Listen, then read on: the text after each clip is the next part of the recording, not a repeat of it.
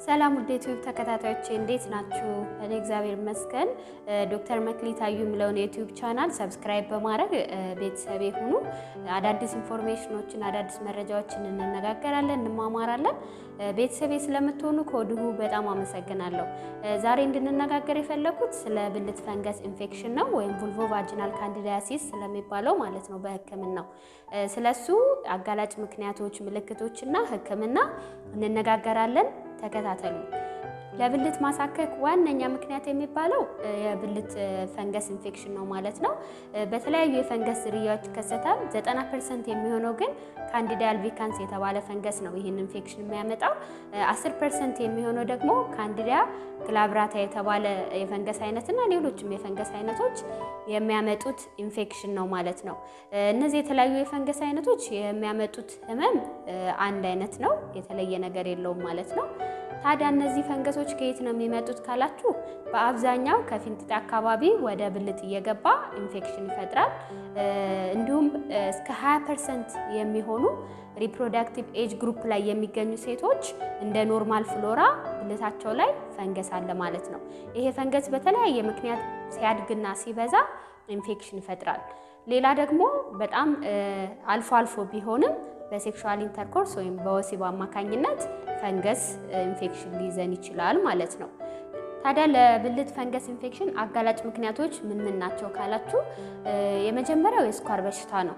ቁጥጥሩ ጥሩ ያልሆነ የስኳር በሽታ ወይም አንኮንትሮልድ ዳያቢተስ ሜሊተስ ለፈንገስ የማጋለጥ ቻንሱ በጣም ከፍተኛ ነው የሚሆነው ማለት ነው። ስለዚህ ስኳራችንን በደንብ መቆጣጠር አለብን ማለት ነው። ሁለተኛ ደግሞ ለባክቴሪያ የሚሰጡ የተለያዩ መድኃኒቶች አሉ፣ ብሮድ ስፔክትረም አንቲባዮቲክስ የሚባሉ ማለት ነው። ለምሳሌ አሞክሳሲሊን፣ አምፒሲሊን፣ ሴፋሌክሲን፣ ዶክሳይክሊን፣ አዚትሮማይሲን የመሳሰሉት መድኃኒቶች ያለ ሐኪም ትዕዛዝ ለረጅም ጊዜ የምንወስዳቸው ከሆነ ብልታችን ላይ ያሉ ጠቃሚ ባክቴሪያዎች እንዲጠፉ ያደርጋሉ። ስለዚህ ፈንገስ እንዲያድግና እንዲባዛ ያደርጋሉ ማለት ነው። በዚያን ጊዜ የፈንገስ ኢንፌክሽን ይፈጠራል ማለት ነው። ስለዚህ አንቲባዮቲክሶችን ያለ ሐኪም ትዕዛዝ መውሰድ ተገቢ አይደለም፣ ለፈንጋል ኢንፌክሽን ስለሚያጋልጡ ማለት ነው። ሶስተኛ ደግሞ በደማችን ውስጥ ያለው የኤስትሮጅን መጠን ሲጨምር ነው። የኤስትሮጅን መጠን የሚጨምርባቸው ምክንያቶች አንደኛ ነፍሰ ጡር ሴት ላይ፣ ሁለተኛ ደግሞ ኦራል ኮንትራሴፕቲቭ ወይም የሚዋጡ የወሊድ መከላከያ እንክብሎችን የምትወስድ ሴት ላይ፣ በተጨማሪ ደግሞ ኤስትሮጅን ሆርሞናል ቴራፒ የምትወስድ ሴት ላይ ይሆናል ማለት ነው። ስለዚህ እነዚህ ለብልት ፈንገስ ኢንፌክሽን ያጋልጣሉ ማለት ነው። አራተኛው አጋላጭ ምክንያት የሚባለው ኢሚኖሰፕሬሽን ነው ወይም የሰውነት የበሽታ መከላከል አቅም መቀነስ ማለት ነው። ታዲያ የሰውነት የበሽታ መከላከል አቅም የሚቀንሰው እንዴት ነው ካላችሁ፣ አንደኛ ግሉኮኮርቲኮይድ የተባሉ መድኃኒቶች አሉ። ለምሳሌ ፕሪዲንሶሎን፣ ዴክሳሜታሶን የመሳሰሉ መድኃኒቶችን ስንወስድ የመከላከል አቅማችን ይቀንሳል ማለት ነው። ሌላ ደግሞ የካንሰር መድኃኒቶችን ከወሰድንና ሌሎች ኢሚኖሰፕረሳንት የሚባሉ መድኃኒቶች አሉ፣ እነሱም እንደዛው ይቀንሳሉ። በተጨማሪ HIV ኤድስ ያለበት ሰው ያው ሰውነት መከላከል አቅሙ የደከመ ስለሆነ ለፈንገስ ይጋለጣል ማለት ነው።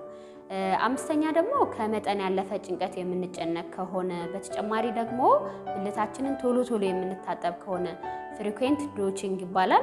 እንደዛ የሚሆን ከሆነ አሁንም ባክቴሪያዎቹን አፌክት ስለሚያደርግ ለብልት ፈንገስ ኢንፌክሽን ወይም ቫጂናል ካንዲዲያሲስ ሊያጋልጠን ይችላል ማለት ነው። ዋና ዋና የብልት ፈንገስ ኢንፌክሽን ምልክቶች ምንድን ናቸው ካላችሁ ደግሞ ዋነኛው ምልክት ከፍተኛ የሆነ የብልት ማሳከክ ነው ማለት ነው። ሌላ ደግሞ የብልት መቁሰል፣ የብልት መድማት፣ ማበጥ፣ እንዲሁም ሽንታችንን ስንሸና የማቃጠል ስሜት፣ ወሲብ በምናደርግበት ጊዜ የህመም ስሜት ሊፈጥር ይችላል። በተጨማሪ ደግሞ ከብልት የሚወጣ ፈሳሽ አለ። በዚህ በካንዲዳ ምክንያት የመጣ ፈሳሽ ከሆነ በጣም ወፍራም ነው። ጥጥ ወይም ደግሞ ቺዝ የመሰለ ነጭ የሆነ ፈሳሽ ነው የሚሆነው፣ ሽታም የለውም። እንደዚህ አይነት ፈሳሽ ልናስተውል እንችላለን ማለት ነው። አልፎ አልፎ ደግሞ ውሃ የመሰለ ቀጭን ፈሳሽም ሊኖረን ይችላል ማለት ነው። እነዚህ ናቸው ዋና ምልክቶቹ። ታዲያ ይህ ፈንገስ እንዳለብን እንዴት ማወቅ እንችላለን ካላችሁ፣ በላብራቶሪ የሚሰራ ምርመራ አለ። በሱ መሰረት ማወቅ ይቻላል ማለት ነው።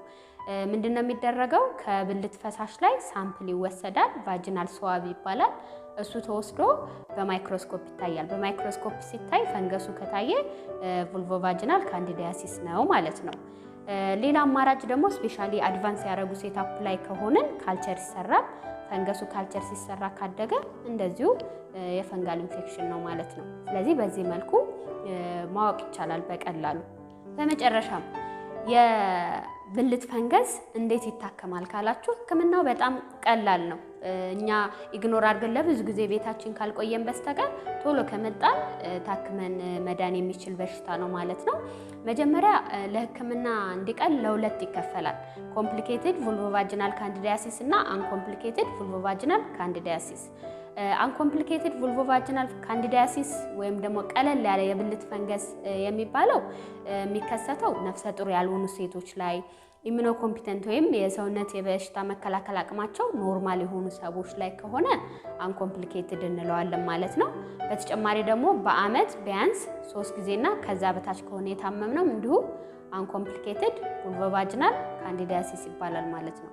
ታዲያ እንደዚህ ያለው ሰው በቀላሉ መታከም ይችላል። የሚሰጡ መድኃኒቶችም አንደኛ ፍሉኮናዞል 150 ሚሊ ግራም አንድ ጊዜ ከወሰድን በቂ ነው። ምናልባት ፍሉኮናዞል ከሌለ ደግሞ ክሎትሪማዞል ክሬም አለ፣ 2% ክሬም አለ። ይሄን ክሬም በቀን አንድ ጊዜ ለ3 ቀን ብንቀባው እንደዛው ኢፌክቲቭ ነው ማለት ነው። ይሄም ከሌለ ደግሞ ክሎትሪማዞል ታብሌት 100 ሚሊ ግራም ታብሌት አለ። ይሄን ታብሌት ጧትና ማታ በሰፖዚተሪ መልክ ብልታችን ውስጥ እያስገባን ብንሄድ ለ3 ቀን ከወሰድን በኋላ እንፈወሳለን ማለት ነው። በዚህ መልኩ ነው የአንኮምፕሊኬትድ ቮልቮቫጂናል ካንዲዲያሲስ ትሪትመንት። ኮምፕሊኬትድ ሲሆን ወይም ትንሽ ሲወሳሰብ እሱም ምን ማለት ነው?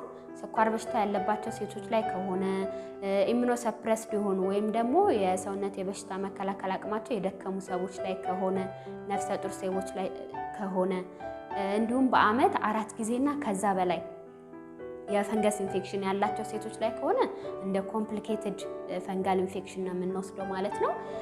እዚህ ላይ ከአንኮምፕሊኬትዱ እንዴት ነው የሚለየው?